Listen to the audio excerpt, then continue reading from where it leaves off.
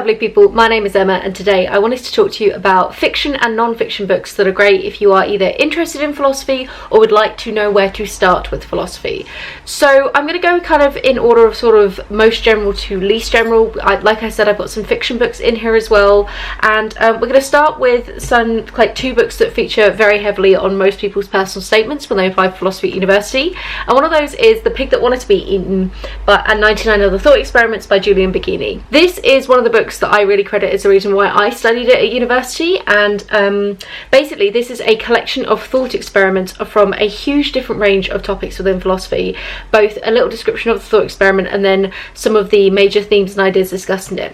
Thought experiments are a core part of kind of philosophical study, and it's this idea of kind of presenting some little kind of scenario or situation that cannot be tested in the real world because it's either physically impossible or ethically dubious, and kind of talking through what do our intuitions say about this situation and how can we tease apart how that means that we view the world. So examples of this can be things to do with God, or it can also be, you know, what is art? Could we eat a pig that wanted to be eaten? Are we allowed to? And by extension, could we therefore eat a human that wanted to be eaten? You know, things like that.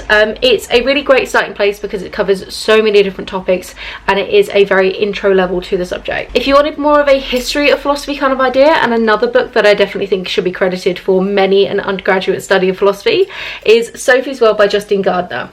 This was huge back in around the 90s, I believe, and it is about a girl called Sophie who finds a mysterious gentleman who starts teaching her about the history of philosophy, but in doing so it starts to do weird things to the story and it starts to potentially break down the fourth wall. It's really great because you do have these big chunks of literal history of philosophy in it, going all the way back to the ancients and then all the way forward to more modern day, but it's also playing around with the narrative style, with the idea of being a character in a book, and the ending is incredibly ambiguous and really fun. And again, this plus the first book I talked about are definitely why I studied it at undergrad. Going a little bit more specific, if you wanted a really fun collection of essays that are a good place to start for ethics in particular, you should totally check out Ethics in the Real World, 82 brief essays on things that matter by Peter Singer. Peter Singer is a huge name in ethical thought. He's a big proponent of utilitarianism, which is about maximising the good for as many people as possible, but exactly how you define that is incredibly important. He's also a big advocate for vegetarianism and animal rights, and he has some really interesting views.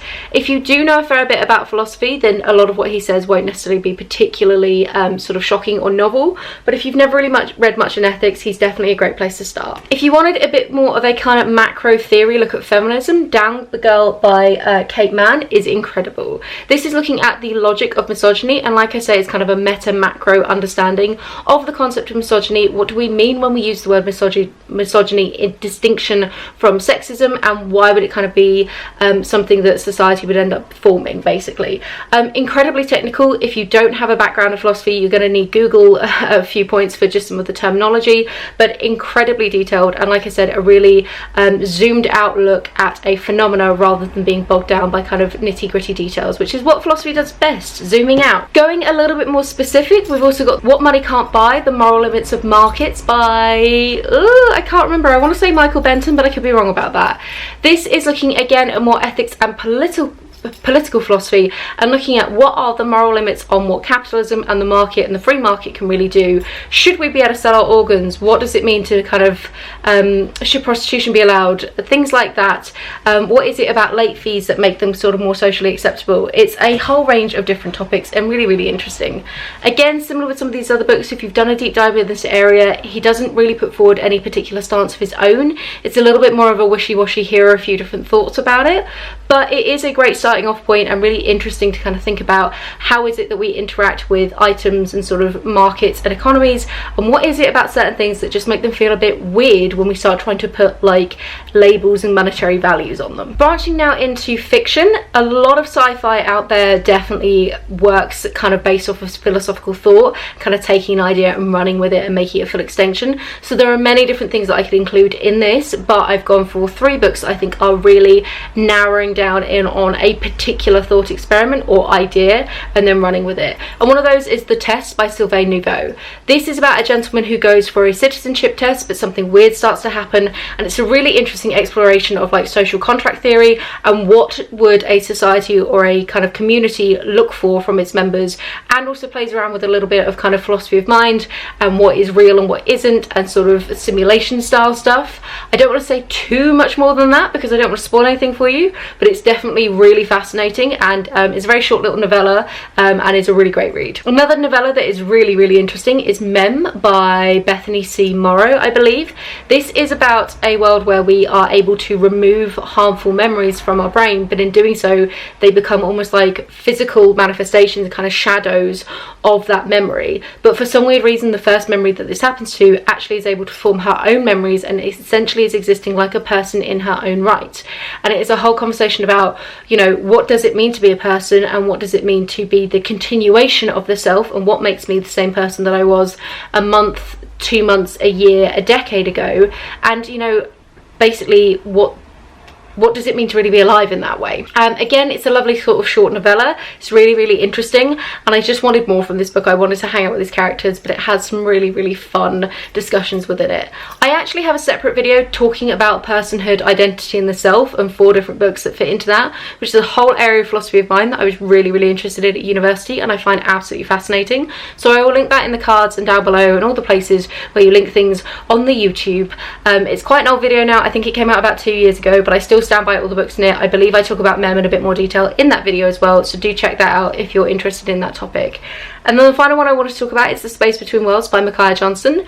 This is a really interesting book that looks at parallel universes, and basically people can now travel between parallel universes only if the person, like their self in the other parallel universe, is already dead.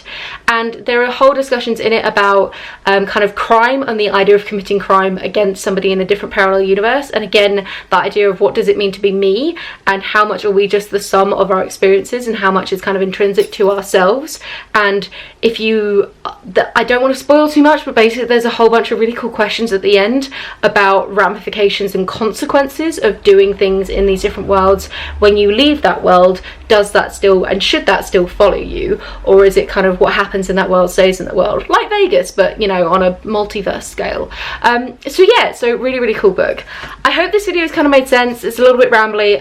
I definitely struggle to find books on philosophy that I actually enjoy reading at the moment, because I don't know if anybody else finds this, when you study something to an academic level like an undergraduate degree, it can then be quite difficult to jump into like pop sciencey versions of that book, because then you've done some more of the deep dive, so you don't need the intro level stuff, but it just feels a little bit weird. And I do get quite frustrated by a lot of sort of more briefer explanations of philosophy out there. So if you have any books on philosophy that you think that you'd like to recommend, obviously beyond the actual classics themselves, there are many big philosophical thinkers out there that you can totally check out. I think David Hume and John Stuart Mill are incredibly accessible ones, but there are definitely plenty more. I could probably do a video on some of my favourite ones from uni, maybe. It's been a while. I don't know if I remember much about them, but if you would like to see that, do let me know. And if you have any recommendations for more pop philosophy books out there, again, please do let me know in the comments down below. Have a wonderful reading week, and I will chat to you soon. Bye!